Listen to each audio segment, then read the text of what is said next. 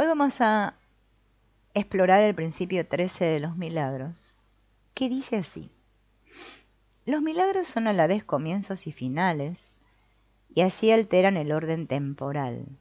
Son siempre afirmaciones de renacimiento que parecen retroceder, pero que en realidad van hacia adelante. Cancelan el pasado en el presente y así liberan el futuro. La mejor manera de entender esto es en términos de un diagrama, ¿no? que hace Wapnick, ¿no? Que utiliza como una alfombra. Dice, podemos pensar en este camino como una alfombra que refleja todo el transcurso de nuestra experiencia en este mundo.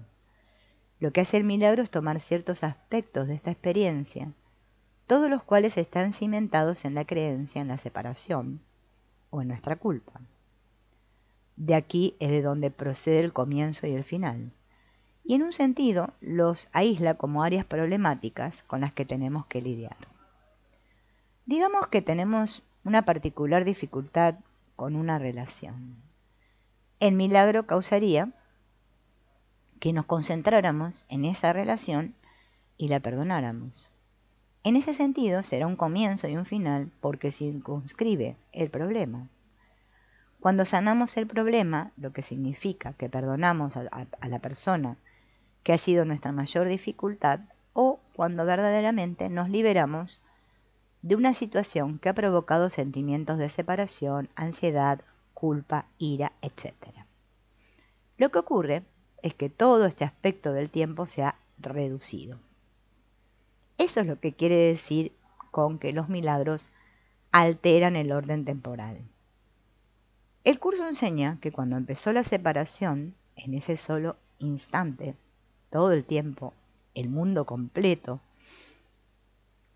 ocurrió simultáneamente. En ese único instante en que creímos que nos habíamos separado de Dios, surgió una enorme alfombra. Esta es la alfombra que constituye el mundo entero de la evolución, pasado, presente, futuro. Un curso de milagros también enseña que en ese mismo instante en que pareció ocurrir la separación, Dios creó al Espíritu Santo, quien deshizo la creencia que le dio origen a esta alfombra. Es como si la separación hubiese ocurrido en un instante y se hubiese corregido en ese mismo instante.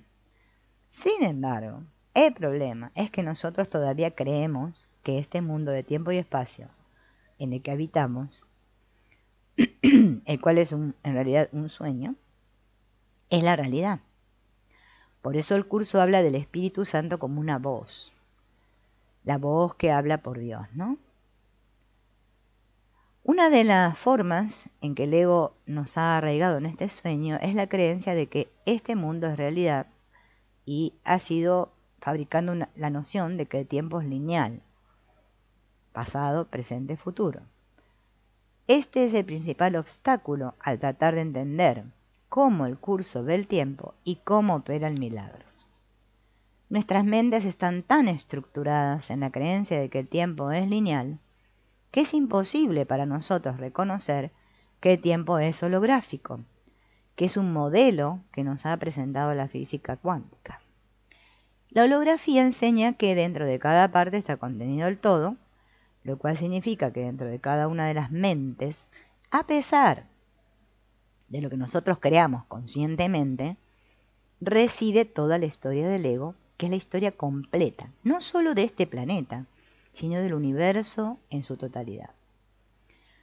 Lo que hace que este sea un concepto tan aterrador para la mente es que ésta, y por consiguiente el cerebro, ha sido muy severamente limitada por la estructuración temporal que nosotros fabricamos, la cual es una visión lineal. Lo que realmente sucede es que en cualquier determinado momento nosotros elegimos o escogemos experimentar una porción particular de ese holograma. Hurgamos en nuestra mente y decidimos recorrer o experimentar una parte de todo este sueño. Esto es lo que quiere decir el curso cuando afirma que repasamos un guión que ya está escrito. Ese es el guión. El Espíritu Santo no escribe el guión. El Espíritu Santo no causa las cosas que nos ocurren en este mundo. Lo que sí hace es unirse con nosotros en este guión y enseñarnos que hay otra manera de interpretar el guión. Hay una línea en el libro de ejercicios donde el curso habla del Espíritu Santo como aquel que escribió el guión de la salvación en el nombre de su Creador, que es en la lección 169. El guión de la salvación es el mismo del ego puesto al revés. Allí, donde el guión del ego tenía como propósito reforzar la creencia en la separación, el Espíritu Santo usa el mismo guión que representa todas las relaciones y situaciones de nuestra experiencia, de tal manera que podamos aprender que no estamos separados. Él utiliza al mundo como un salón de clases. El ego lo utiliza como una prisión. Ese es el mismo mundo, pero el modo en que el ego lo interpreta es lo que nos arraiga en el mundo. Y la manera en que lo interpreta el Espíritu Santo nos libera de este mundo. Lo que nos mantiene en esta alfombra de la culpa, el pecado y el miedo, lo cual significa que la manera de despertarnos de este sueño o de sacarnos de la alfombra es que nos liberemos de esta culpa. El perdón es lo que hace que nos liberemos de la culpa. El único reclamo que hace el curso para sí mismo es que nos ahorrará tiempo. Y lo dice muchas veces, ¿no? El curso habla específicamente sobre, perdón, no habla específicamente sobre el tema de la reencarnación o de las vidas pasadas, excepto en un lugar que es en el Manual para Maestros, ¿no? Pero no toma ningún partido. Por eso es como que se da a entender que no es la primera vez que hemos venido al mundo, ¿no? Cuando dice que podríamos ahorrar 1000 años, lo que en realidad dice es que podríamos ahorrarnos muchas vidas. Esto significa que si tenemos un enorme problema de culpa que hemos expresado en cierta área de nuestras relaciones, hay algo que hacemos continuamente que refuerza el odio a nosotros mismos o nuestra creencia en la separación. En el lapso ordinario de tiempo podría tomarnos 10 vidas trascender esto. No obstante, si elegimos solucionar este difícil problema, lo que generalmente significa una relación o una situación que el mundo juzga difícil, repleta de dolor, angustia y sufrimiento, y que en realidad podríamos mirar de un modo diferente, lo cual implica entender básicamente que no somos víctimas ni de la otra persona ni de nosotros mismos, ¿no? Entonces podríamos erradicar el problema en una sola vida. Esto es lo que quiere decir el curso al afirmar que podríamos ahorrar tiempo o miles de años. Esto es lo que significa que el milagro abole el tiempo o altera el orden temporal. No abole el lapso de tiempo en su totalidad. No es eso lo que hace. Lo que hace es colapsar la cantidad de tiempo que nos tomaría erradicar el enorme problema de culpa que tenemos. Ciertamente no es necesario entender o estar de acuerdo con toda esta visión metafísica del tiempo. Lo que sí es necesario entender que cuando nos encontramos en una situación difícil y dolorosa, es que esa situación tiene un propósito, ¿no?, que tenemos que identificar. ¿Cuál es el propósito? Que no nos veamos como una víctima, y en la medida en que aprendamos a dejar de vernos como una víctima, en esa misma medida se va a sanar toda la culpa. Eso es lo que ahorra tiempo. Bien.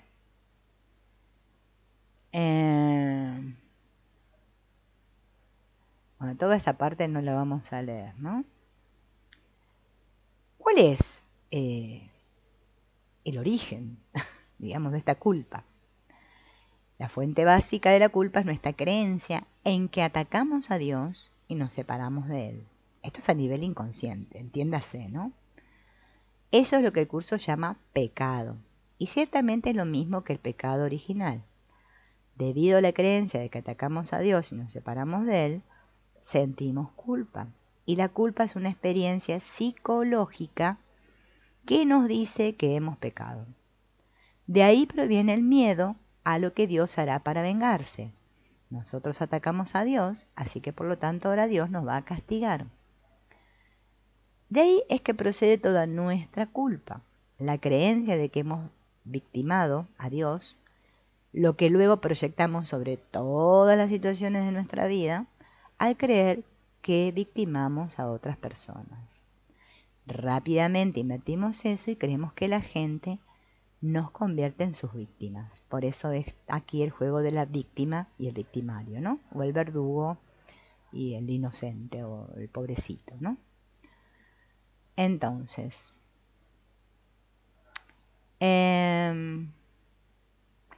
los milagros son a la vez comienzos y finales y así alteran el orden temporal, ¿no? Podemos entender que lo que esto significa es que los milagros aíslan los problemas y dicen, es aquí donde nos concentramos y al erradicar eso se altera el orden temporal. Es como cambiar de foco, ¿no? Entonces, como todos nuestros problemas están arraigados en el pasado, lo que tenemos que hacer es admitir que el problema no radica en el pasado. Entonces, realmente está aquí, ahora mismo en el presente, justo aquí, en este momento que elijo. Y ahora podría elegir de una manera distinta. Entonces los problemas se convierten en afirmaciones de renacimiento que parecen retroceder, pero que en realidad van hacia adelante. Esto es lo que quiere decir el curso con renacer, ¿no? Nacer de nuevo. Esto no quiere decir nacer otra vez como lo plantean los cristianos. Significa nacer otra vez en el sentido de escoger una vida que se rija de acuerdo con el sistema de pensamiento del espíritu y no con el del ego. Seguir al ego conduce a la muerte, seguir al espíritu nos conduce a la vida eterna.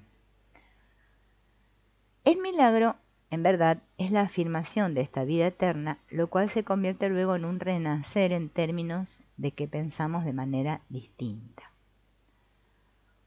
Parece retroceder porque sana el pasado. Si me siento enojado con alguien en este momento, es porque no estoy viviendo con esa persona en este momento, sino que estoy trayendo algo del pasado, ¿no? Esto está aclarado en la sección Estas sombras del pasado, que explica cómo siempre vemos a la gente en términos del pasado. Bien sea por cosas que creemos que nos han hecho a nosotros o que le han hecho otras personas, o basados en nuestro pasado y en la clase de necesidades que creíamos tener. Así que el milagro deshace el pasado en el presente y libera el futuro. Entonces, el milagro toma la visión egocéntrica del tiempo y nos libera de ella. La visión egocéntrica del tiempo, que sería la visión lineal, toma la culpa del pasado y la proyecta al futuro. Debido a mi pasado culpable, siento miedo ahora de lo que me depara el futuro. Me sentiré inseguro de si tendré dinero suficiente para mi vejez, o me voy a sentir seguro de que me suceda algo terrible.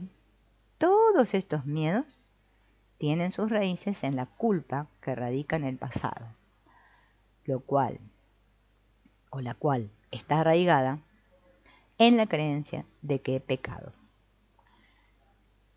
Entonces el ego, ¿qué hace? Usa siempre el pasado para proyectarlo hacia el futuro y de ese modo hacer caso omiso al presente. En el capítulo 15, en la sección Los dos usos del tiempo, está explicado esta manera en cómo el ego utiliza el tiempo, ¿no?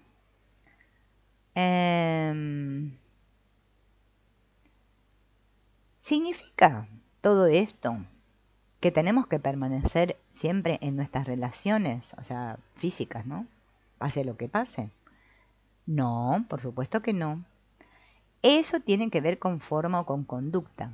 Y no hay nada en un curso de milagros que sugiera lo que debemos hacer en una situación determinada.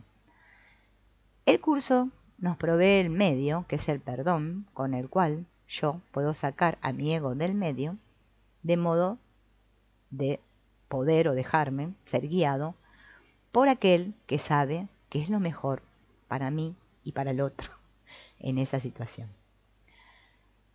Entonces,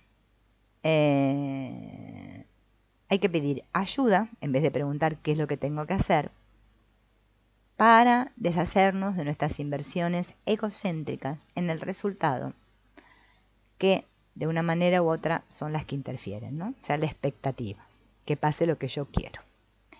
Bueno, muy bien, aquí hemos terminado con este principio 13 que es bastante extenso. Nos vemos en la próxima.